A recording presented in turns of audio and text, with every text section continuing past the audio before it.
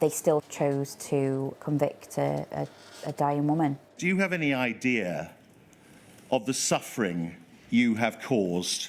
You know, if I wouldn't been pregnant, I would have killed myself, that's for sure.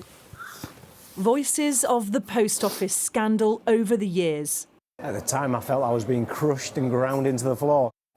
Wrongs etched into the lives of victims. I have had breakdowns. I actually had a mini stroke.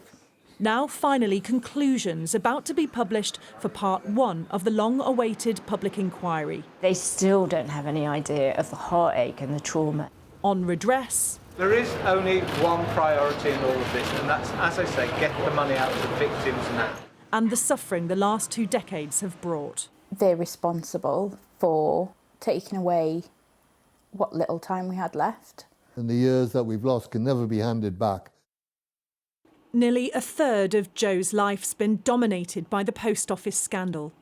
It's left me without my parents. I do believe they died with the stress of what happened, because we constantly had no money.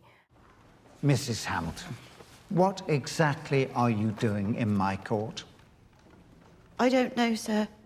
Jo became a household name last year as one of the characters in the drama Mr. Bates versus the Post Office. My daughter is not a thief. Why would I do this? When they said to me, you're 75% likely to go to prison for this, my heart sunk. What was it like feeling like you could go to prison? Terrifying. You know, I almost wish I didn't know. I almost wish I'd have gone there in all innocence and thought I was coming home.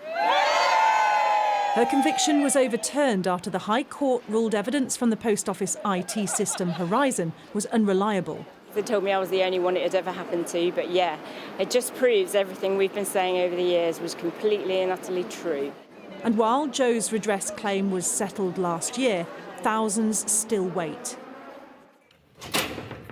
Life is much easier, and I want everyone to feel that, because, you know, what's life if you haven't got peace of mind? It's, you know, well, I consider myself to be very lucky.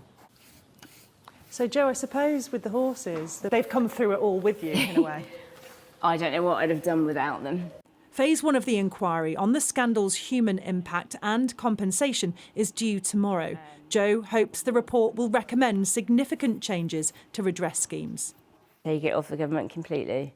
It's like, really is like the fox in charge of the hen house. There should be an independent body found to oversee this. We shouldn't have had to fight this hard for this long to get to where we are today. Who would think in 2025, heading towards 26, that we'd actually be still trying to get redress for people? These so-called shortfalls, they're not real. Your system, it produces them out of nowhere. Lee Castleton, another high-profile victim of the scandal. I just felt very lonely, just very kind of trapped, really. You suffer it for so long. It was so long, 21 years for me. It's so intrinsic, it's so deeply felt that it's very difficult to put a patch on that. Bankrupted after losing in court against the Post Office, and still no full and fair redress. The civil judgment against him still stands. It's the oddest thing in the world to be an OBE fighting for justice while still having the original case standing against me. Lee's suing the Post Office and Fujitsu to clear his name and for fair compensation. Vindication is something I need personally, to go back to court, to hear why it happened. And ultimately, officially have your name cleared. Absolutely, yeah. Of course, without a doubt.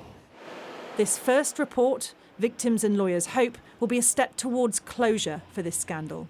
The impact continues to be incredibly profound, and until we have an inquiry that reports, until we have an outcome to a police prosecution, and until we have an end to compensation, the human impact will carry on coming in waves and waves and waves.